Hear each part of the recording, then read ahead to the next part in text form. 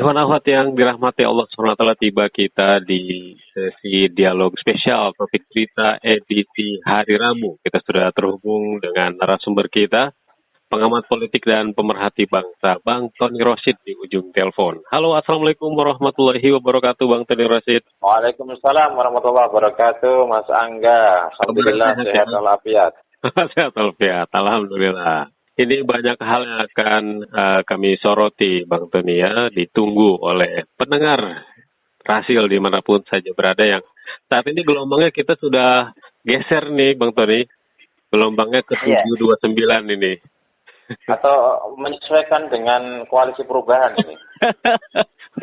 Ada aja ya, dikaitan dengan politik ada aja. Ya, alasannya karena regulasi sih kita ke 729 ini, biar siaran kita aman terus. Itu tanda-tanda akan terjadi perubahan ya. Perubahan dimulai dari Rasil, luar biasa. Baik. Iya. Pak Tony, ini kita mengamati pertama dinamika politik ini yang selalu menjadi perhatian publik. Di samping juga nanti hal-hal lain akan kita singgung. Yang pertama ini mengenai kemarin PKS dan PKB bertemu gitu ya. Walaupun Nasdem tidak dihadiri oleh ketuanya, tapi mengutus utusannya, Bang Surya Paloh. Bagaimana Bang Tony melihat dari pertemuan PKB yang silaturahim menyambangi markas PKS gitu ya, hasil pembicaraan, lalu juga prediksi ke depan penguatannya bagaimana, apalagi ada analisa-analisa di media sosial ketika menyinggung PKB dan PKS ketemu, ini ibarat dua partai kader dengan label Islam ketemu juga. Ada yang mengucapkan syukur, ada yang mengucapkan alhamdulillah gitu ya. Nah, ini sebagian suara gitu. Sebenarnya bagaimana sih pertemuan dan juga koalisi ini akan membawa Anies dan calonnya gitu ya, Muhaimin Iskandar ke depan, Bang Tony? Iya, saya hari ini menulis judulnya koalisi Nasdem, PKB dan PKS berkoalisi, kapan Golkar? Tanda tanya. Ini belum sempat memposting karena hari ini betul-betul full kegiatan pagi sampai malam. Ya, kalau memungkinkan saya posting malam ini, kalau nggak memungkinkan mungkin besok pagi baru saya posting. Kalau menurut saya, waktu Abraham Samad nanya ke saya, sebelum adanya deklarasi atau pertemuan antara Anies dengan Caimin, dengan bergabungnya PKB ke koalisi perubahan, saya ditanya, kira-kira Anies potensi menangnya gimana?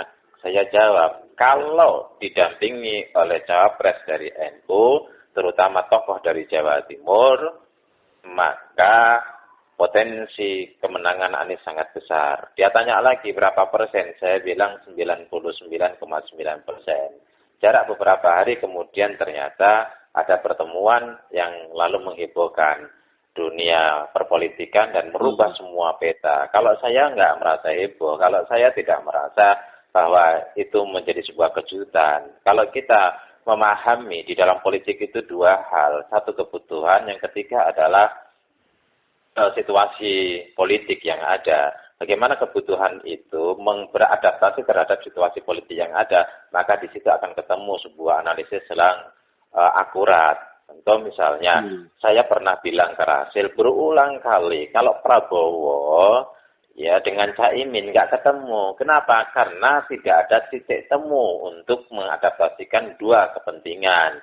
Prabowo butuh menang. Ketika didampingi oleh Caimin, itu elektabilitasnya nggak nambah. Kenapa? Karena ada irisan konstituen, ada irisan pemilih, ada irisan pendukung. Jadi tidak nambah secara signifikan. Kalau toh nambah itu kecil, tidak kemudian menjadi trigger bagi atau mendorong ke arah kemenangan. Maka Prabowo tidak mau. Sementara Caimin butuh menjadi cawapres. Mimpinya Caimin dari dulu kan menjadi cawapres, apalagi kemudian sudah hasil istimewa ulama Nusantara. Ulama Nusantara adalah ulama-ulama yang berada dan menjadi pendukung dari PKB. Itu beristihad, kemudian memberikan sebuah fatwa, Caimin jadi cawapres. Di sini juga nggak ketemu. Caimin tidak dibutuhkan oleh Prabowo, ya sementara Caimin butuh untuk menjadi cawapres. Nggak ketemu kepentingan. Muncullah kemudian belakangan ada Golkar, ada juga PAN. Golkar membawa ketumnya untuk ditawarkan menjadi cawapresnya Prabowo, yaitu Erlangga Hartarto. PAN membawa Erick Thohir untuk ditawarkan menjadi ini. Ini semakin mempertegas positioning daripada PKB memang tidak akan diambil menjadi cawapres. Dan itu sudah proses proses 1 tahun. Bahkan pernah ada media nanya kepada saya bilang tidak akan terjadi antara Prabowo dengan Caimin dalam pasangan capres-cawapres. Itu artinya apa? Ini kalau situasinya normal berbasis kepada data-data, berbasis kepada analisis ilmiah. Kecuali situasi tidak normal. Ini kita bicara tentang situasi normal dan hari ini situasinya masih normal dan kemudian tidak terjadi. Terus kepada Ganjar, ya Ganjar tidak akan butuh Caimin. Kenapa? Karena pemilihnya Ganjar itu juga pemilihnya Caimin, tidak nambah. Kira-kira samalah Anies itu dengan AHY, pemilihnya AHY, meskipun secara personal di survei AHY termasuk paling tinggi elektabilitasnya sebagai cawapres, tapi ketika dipasangkan dengan Anies tidak menambah elektabilitas. Kenapa? Karena memang pemilih AHY sama dengan pemilih Anies, tidak nambah. Oleh karena itu Caimin butuh cawapres, Anies butuh untuk menaikkan elektabilitasnya yang stagnan di Jawa Timur, Jawa Tengah. Dan itu dobrakannya mesti tokoh dari NU, terutama NU yang memiliki mesin politik ya untuk mendapatkan tiket, yaitu yang memiliki partai. Disitulah mutu-mutu Caimin ada PKB. Nasdem dengan PKB itu cukup, apalagi tambah PKS, karena diasumsikan Partai Demokrat akan mundur atau exit dari KPP, dan memang ternyata mundur. Kalau mundurnya Partai Demokrat, jadi Caimin ketemu Anies kemudian berkoalisi, itu sesuatu yang tidak mengagetkan, tidak mengejutkan. Kalau kita memahami variabel-variabel itu, maka ini betul kata Surya Paloh, tutup ketemu botol ketemu tutup. Ya, itulah analisis ilmiahnya. Terus kemudian Demokrat keluar, gitu kan? Ya, Demokrat keluar itu kan saya pernah menulis kan, itu serius atau drama? Publik banyak mengartikan itu adalah drama. Maka ada ultimatum dari Demokrat, menurut informasinya kalau tanggal sekian tidak dideklarasikan kami exit. Sebenarnya maksudnya Caimin itu hanya menjadi trigger yang ditunggu untuk Demokrat exit. Kalau hitung-hitungan keuntungan ya Demokrat masih dengan Anies bisa bernegosiasi. Yeah. Perlu ditelusuri apakah selama dengan KPP Demokrat itu menjalin hubungan bahkan melakukan deal-deal politik dengan calon yang lain. Ini sebuah pertanyaan yang perlu ditelusuri sehingga kita bisa memberikan sebuah penilaian apakah Demokrat itu secara substantif kemarin betul-betul marah, kecewa, sabar, atau memang ini adalah bagian daripada sebuah skenario yang sudah direncanakan. Nah, itu silakan publik untuk memberikan jawaban. Setelah kemudian itu berjalan, saya menulis lagi 100% PKS, mungkin Mas Angga juga baca, 100% PKS bersama Anies. Kenapa? Bukan like and dislike, bukan suka atau benci. Ini bukan urusan pribadi, bukan urusan perasaan. Ini adalah rasionalitas politik, di mana PKS lebih 80% konstituennya adalah mendukung Anies. Kalau partai kan inginnya menang. Satu, menang kursinya lebih banyak, menang partainya. Kedua, menang pilpresnya, yang didukung itu menang. Yang ketiga, negosiasinya cocok, gitu kan?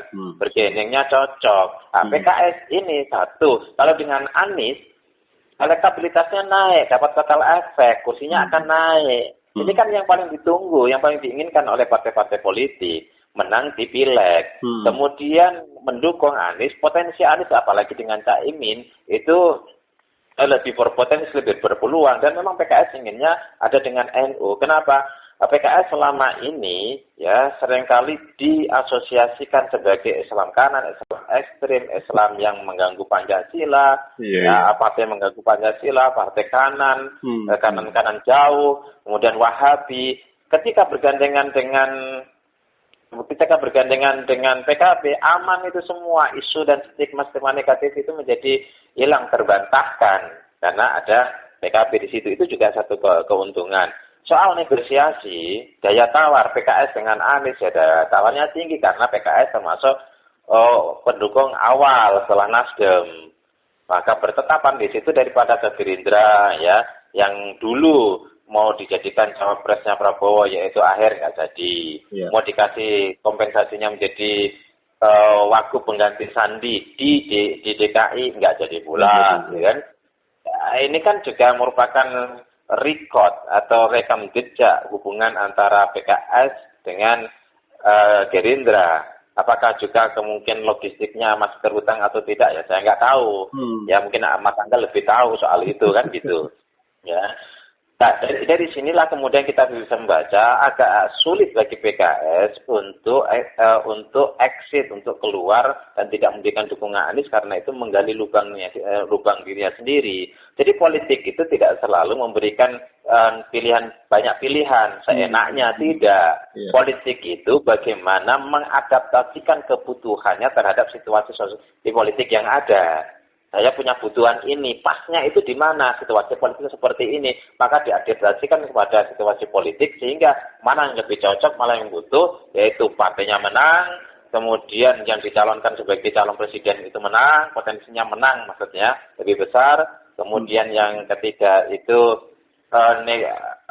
negosiasinya atau daya tawarnya cocok, sesuai. Nah, ini akan diambil. Paling tidak yang pertama, kalau punya kotel efek itu yang utama. Soal menang kalah, capresnya itu nomor 2. Syukur-syukur capresnya menang, itu pengen jadi penguasa. Sebab apa? Kalau capresnya kalah, dia toh kemudian di belakangannya seperti Gerindra, ya kalah presidennya, kan? Tapi kemudian bisa bergabung di sana. Nah, inilah contoh-contoh ya untuk membuat sebuah sistematika mengidentifikasi variabel sehingga kita lebih mudah memahaminya. Pertanyaannya kemudian, apakah cuma 3 partai ini? Adakah potensi partai yang lain untuk gabung? Ada. Siapa? Golkar. Golkar ini adalah partai cukup besar yang kemudian kalau hanya sebagai pendukung saja terhadap Prabowo, tentu itu tidak menguntungkan. Apa keuntungan Golkar mendukung Prabowo misalnya? Konstituennya juga tidak ada kotel efek kalau mendukung Prabowo kemudian kursinya nambah, elektabilitasnya makin tinggi, kan enggak. Iya. Nah, maka negosiasinya adalah menjadi cawapres. Apakah Prabowo itu potensi menang? Ya 50-50, bisa menang, bisa kalah, tetapi tidak meyakinkan. Nah, maka negosiasinya adalah menjadi cawapres. Apakah kemudian Erlangga akan diambil cawapres oleh Prabowo? Kemungkinannya sangat kecil. Iya, belum tentu ya. Nah, kalau tidak diambil, sementara berada sebagai pendukung di koalisinya Prabowo tidak memberikan keuntungan, ya exitnya kemana? Ya konstituennya itu mendapatkan kotel efek justru dari Anies, bukan dari Ganjar. Kalau dari Ganjar yang punya kotel efek itu adalah PDIP. Anies nggak punya partai. Ya, maka ini bisa menjadi kotel efek bagi Golkar, dan pendukung Golkar terhadap Anies itu angkanya cukup tinggi. Dari sinilah lebih menguntungkan kalau memang tidak diambil. Kalau terpaksa karena situasi tertentu, entah bahasa publiknya disandra, diikat, macam-macam lah, ya, tahanan luar, tahanan kota, macam-macam. Kalau itu sampai terjadi kemudian diambil, ya mungkin PAN akan mencelat, akan keluar. Mencelat itu bahasa apa ya? Akan keluar itu. Kenapa? Karena PAN itu menyiapkan Erick Thohir untuk menjadi cawapresnya Prabowo. Iya. Kalau PAN keluar kemana? Ya nggak mungkin hampir tidak mungkin ke PDIP, hancur elektabilitasnya. Karena PAN itu para konstituennya itu mayoritas itu mendukung terhadap Anies. Bisa jadi PAN itu ketika Erick Thohir tidak diambil menjadi cawapresnya Prabowo, dia akan loncat ke Anies. Hitung-hitungan seperti ini, ya ini adalah hitungan objektif. Ini adalah rasionalitas politik bukan tidak menggunakan perasaan, baper dan sebagainya. Dan justru yang posisi sekarang sangat menurut saya tidak diuntungkan itu adalah Demokrat. Meskipun actionnya cukup menggegerkan dunia media maupun di medsos, tetapi secara elektoral itu tidak menguntungkan bagi Demokrat. Daya tawarnya setelah dia exit dari KPP justru akan rendah, baik di mata Ganjar, apalagi di situ ada Ibu Megawati yang kita tahu historinya antara Ibu Megawati dengan SBY. Di sisi lain, kalau dengan Prabowo dengan Prabowo itu dulu dipecat dari TNI, itu yang tanda tangan salah satunya adalah SBY. Kita tahu persaingan antar jenderal di Angkatan Darat itu dahsyat sekali. Itu juga daya tawarnya menurut saya akan relatif lebih kecil. Apakah mungkin kemudian Demokrat kembali kepada Anies, kepada KPP? Ya tidak menutup kemungkinan. Ya masih 50-50 lah. Gitu. Apalagi Anies itu ngajak lagi gitu ya. Ya, Anies dan KPP tidak terbuka, akan melupakan semua itu. Namanya politik itu suka bukan suka tidak suka. Tidak ada namanya politik itu dendam kecuali orang-orang tertentu yang khusus ya. Tetapi ketika kemarahan Demokrat yang tertumpah sedemikian luar biasa kepada Anies dan juga kepada Nasdem, kalau dia kemudian balik kanan lagi memberikan dukungan kepada Anies, saya pikir Nasdem terbuka tangan. Kemudian PKS terbuka tangan, PKB terbuka tangan, apalagi Anies. Tapi terbuka tangan karena mendapatkan dukungan.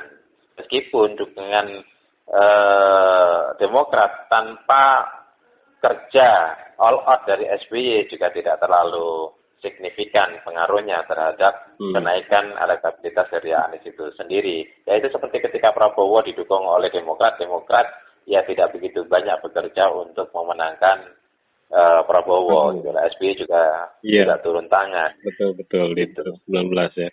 Nah, Bang Tony, tapi ada sedikit nih, kita sepertinya perlu mengulik gitu ya, atau mendalami sedikit mengenai PKB.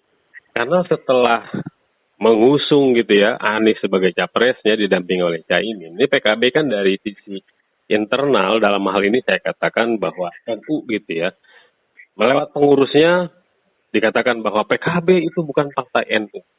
Namun orang kan melihat nih, Bang Tony, PKB itu kan menjadi muara sebenarnya bagi aktivis NU yang berpolitik.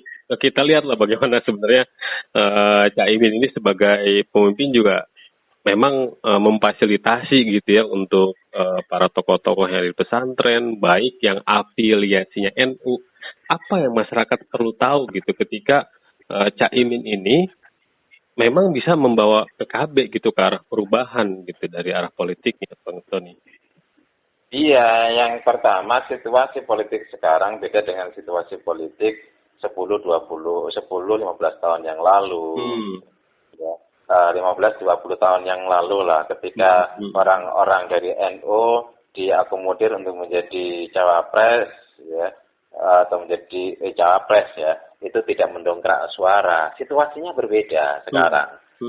Ya, situasinya ketika masyarakat tegang secara politik, ada keterbelahan di situ, ada solidaritas sosial warga Nahdien yang mendorong munculnya tokoh NU untuk ikut mengambil bagian atau mengambil peran dalam perpolitikan atau pengelolaan negara. Kerinduan itu begitu besar setelah Gus Dur ini. Terus kemudian mereka nggak jadi dan seringkali menurut mereka ada perlakuan yang kurang fair terhadap NU sebagai organisasi mayoritas. Mereka merindukan harus mengambil posisi-posisi penting dan itu adalah orang-orang yang bisa berperan. Bukan mereka kan juga sakit hati dengan positioning Kiai Ma'ruf yang cenderung tidak diberikan peran signifikan ketika menjadi cawapres. Itu juga menjadi faktor pemicu mereka untuk ikut mengambil peran yang lebih signifikan di dalam mengelola pemerintahan setelah 2024 nanti. Itu adalah merupakan sebuah faktor penting. Terus para ulama-ulama yang menginginkan ada kekhawatiran jangan diambil orang lain, kita yang ambil. Kekhawatiran itu juga muncul sehingga antusiasme warga Nahdien untuk mendorong kader NU menjadi atau elit NU, tokoh NU untuk menjadi bagian daripada kekuasaan itu sangat kuat sekali. Nah, itulah situasinya sekarang. Maka ketika Caimin masuk di situ ada heroisme, ada sebuah kebanggaan, ada sebuah tercapainya ekspektasi masyarakat. Maka di mana-mana ya, terutama Jawa Timur, Jawa Tengah, Jawa Barat, di Lampung, itu kemudian di Sulawesi, itu mulai antara umat dalam pengertian umat yang terbelah, umat NU dengan umat yang pergerakan yang lain, aktivis yang lain, itu sudah mulai nyatu. Stigma terutama stigma negatif terhadap Anies itu juga mulai menghilang. Dan survei yang saya dengar tapi tidak dipublish, yang dilakukan survei itu pasca deklarasi, itu Anies merajai di Jawa Tengah, Anies merajai di Jawa Timur, lebih tinggi daripada Prabowo dan kemudian apalagi Ganjar. Ya, dan ini akan diikuti secara bertahap tapi pasti. Ya, elektabilitas Anies didongkrak betul oleh Caimin di berbagai wilayah yang isinya adalah orang-orang Jawa dan terutama kantong-kantong Nahdliyin. Ini maka menurut saya dengan adanya Anies, situasi normal ya Anies dan Caimin ini peluangnya untuk menang jauh lebih besar, jauh lebih besar. Karena mesin politik PKB jalan. Kalau kemudian ditanyakan, NU tidak semua diwakili oleh, jangan mengatasnamakan NU. Ya tidak mengatasnamakan NU, tapi mengatasnamakan warga Nahdliyin. Itu kan beda. NU secara organisatoris, karena NU itu khitoh, tidak boleh. Tapi kalau kemudian mereka mengatasnamakan warga Nahdliyin, bahwa warga Nahdliyin banyak mendukung, ya itu sah-sah saja, tidak melanggar ADART di NU itu sendiri sebagai sebuah organisasi. Begitu juga seperti ada reaksi dari pihak-pihak tertentu untuk melakukan downgrade kepada Caimin.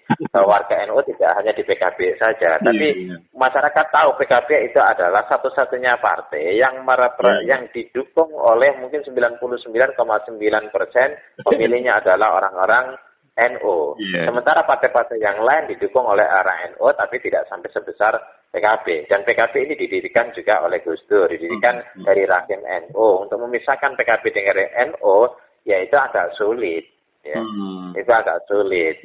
Ya, kalau apalagi kemudian jangan mengatasnamakan NU untuk pemilihan presiden dan wakil presiden. Begitu juga jangan sampai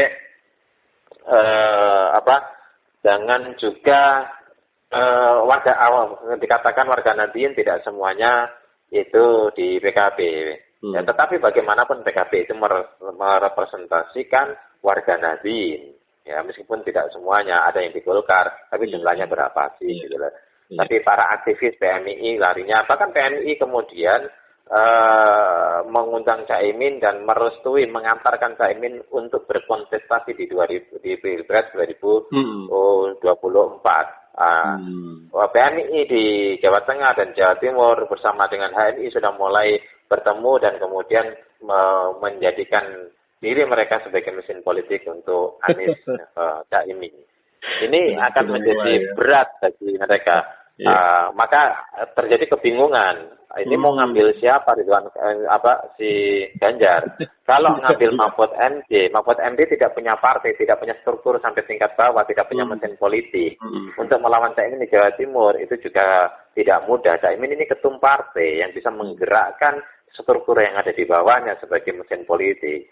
Kalau kemudian mengambil Ridwan Kamil, kita tahu Ridwan Kamil di Jawa Barat dulu kuat karena ada UU yang merupakan bupati dari P3 di Tasikmalaya, punya pesantren yang begitu banyak alumni, ada ribuan pesantren alumni yang didirikan oleh alumni dari UU itu.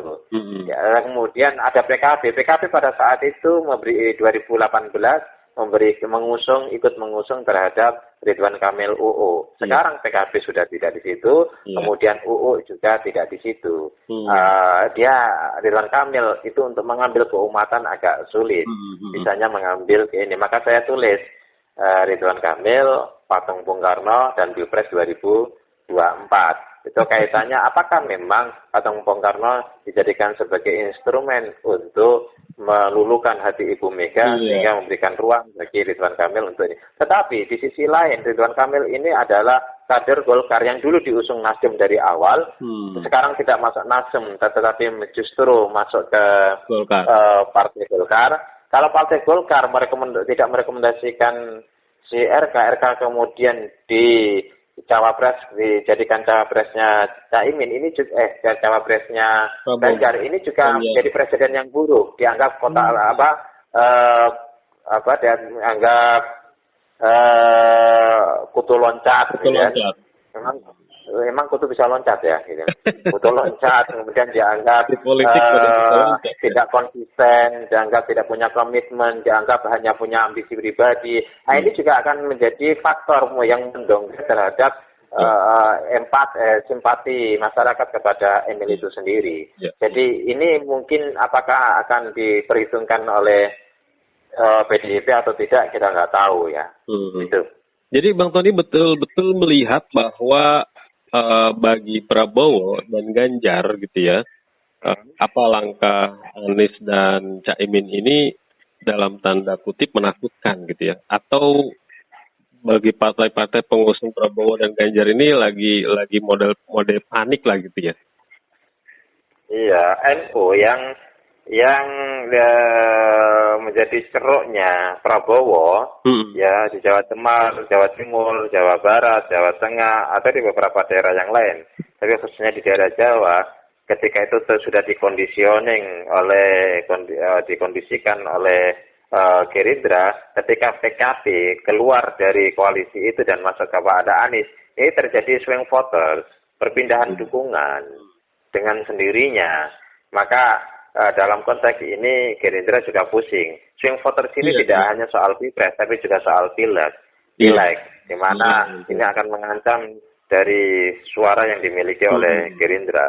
Begitu juga pemilihnya Ganjar di Jawa Timur, Jawa Tengah, itu kan juga orang-orang NU. Tapi ketika NU punya capres sendiri, ya mereka cenderung memiliki solidaritas sosial dan militansi kepada tokoh NU itu sendiri, bukan kepada yang lain. Ini mendongkrak dua pihak sekaligus, yaitu Prabowo dan juga mendongkrak terhadap suaranya si Ganjar Pranowo. Maka ini akan membuat sebuah kebingungan bagi mereka. Anies itu kan lemahnya di Jawa Timur. Nah, kemudian ada Caimin naik. Anies di Jawa Barat bagus, di luar Jawa rata-rata bagus kecuali di NTT. Kemudian di Bali sudah mulai bagus. Kalau kita lihat survei ya. Kemudian di Papua ya kurang bagus. Tetapi di luar itu yaitu di Sumatera, kemudian di Sulawesi, di Kalimantan, secara umum Anies menang.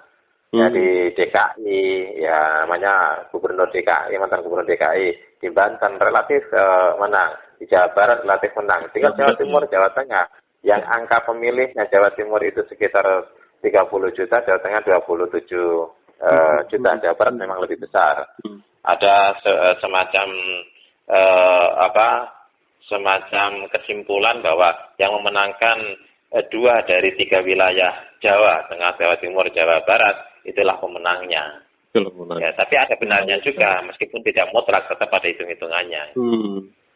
Nah, Bang Tony, dari manuver ini kita melihat PKB, PKS gitu ya, yang orang mengatakan juga bahwa ini partai Islam, ideologinya memang ideologi Islam. Bagaimana dengan langkah-langkah partai-partai lain yang berideologi Islam, baik yang memang ada suaranya di parlemen ataupun yang belum masuk parlemen? Masyumi resmi sudah mengusung Anies gitu ya, partai Masyumi baru ini. Lalu bagaimana sebenarnya P3 gitu ya, yang juga punya sejarah sebenarnya di negeri ini. Partai-partai yang ideologi Islam ini harusnya bagaimana menurut Bang Tony ini? Iya, partai-partai itu harus menjadi dirinya sendiri sesuai dengan proses sejarah atau rekam jejak yang sudah dijajakin itu. Kalau dia keluar dari situ, ini akan menjadi sebuah ancaman terhadap partai itu dan bisa menjadi proses pemunahan terhadap partai-partai itu. Sebenarnya P3 itu kan terpuruk ketika misalnya P3 pada saat Pilgub DKI mendukung Ahok bukan mendukung Anies. Meskipun ada faktor S. Tapi ini kan kemudian jadi masalah karena konstituen daripada P3 mendukung si Anies. Dan pada akhirnya kan P3 tidak mendapatkan kursi ya di DPRD di DPRD DKI. DKI. Kemudian di Medan misalnya, ya untuk wali kota, masyarakat Medan mendukung konstituen P3 ya tidak mendukung terhadap Medan ya, wali kota gubernur. Oh, gubernur. Tidak mendukungnya kepada mantan tentara itu, mantan Pangkostrat gitu. Adiri Rahmayadi. Tetapi kemudian justru mendukung dan bergabung dengan PDIP. Ya rontok gitu elektabilitasnya. Udah klimaksnya ya ini faktor tambahan. Klimaksnya Romi pada saat itu ditangkap KPK karena kasus korupsi. Ya, tetapi dari sebuah perjalanan itu, kalau partai itu mesti merawat konstituennya sendiri. PKS misalnya, sebagaimana saya katakan tadi, PKS itu mencoba untuk mengakomodir apa yang menjadi aspirasi dan ekspektasi dari konstituennya. Konstituennya ekspektasinya ke Anies, ya dia beradaptasi. Begitu juga sebenarnya PAN dan P3 itu kan ekspektasinya ke Anies. Tetapi mereka mencoba, karena ada faktor X, mencoba untuk mengalihkan suara itu bukan ke Anies. Dan ini akan menjadi bumerang bagi partai itu sendiri untuk mempertahankan elektabilitasnya. Paling tidak bertahan sebagaimana tahun sebelumnya. Ini juga berat.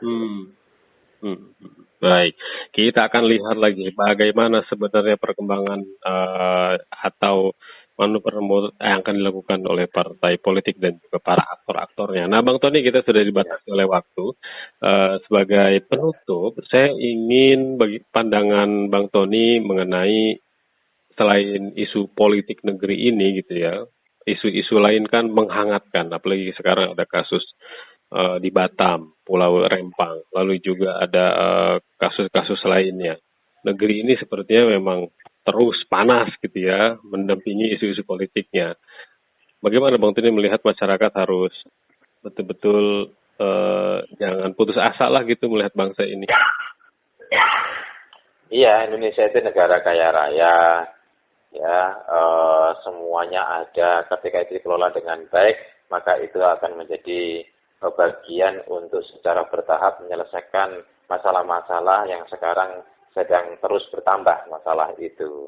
Jadi tetap optimis menatap masa depan. Memang ada fase-fase merintis, ada fase-fase mengembangkan, ada fase-fase menghancurkan, ada fase-fase merenovasi. Itu adalah bagian daripada fase ya secara sosial politik yang akan mengisi tahapan-tahapan di dalam sejarah. Ya, pada saat ini memang kita sedang dihibur dengan berbagai masalah. Masalah ini belum selesai, muncul masalah yang lain. Masalah lain itu belum selesai, muncul kontroversi yang lain. Jadi negara sedang dalam keadaan mendapatkan hiburan dengan banyaknya persoalan. Ya, bahasa lebih enakan hiburan. Hiburan ya, akhirnya medsos rame, ya, media rame, ya itu akan menjadi entertain bagi masyarakat. Tetapi sadarlah bahwa badai akan segera berlalu. Indonesia memiliki SDA dan SDM yang luar biasa, hanya tinggal bagaimana mengelola SDA dan SDM itu menjadi bagian yang aktif untuk merumuskan peradaban masa depan bangsa ini. Terima kasih Bang Tony atas obrolannya di pagi hari ini. Semoga memberikan pencerahan untuk pendengar dimanapun saja. Semoga Bang Tony sehat. Insya Allah kita jumpa lagi pekan depan. Assalamualaikum warahmatullahi wabarakatuh. Waalaikumsalam warahmatullahi wabarakatuh.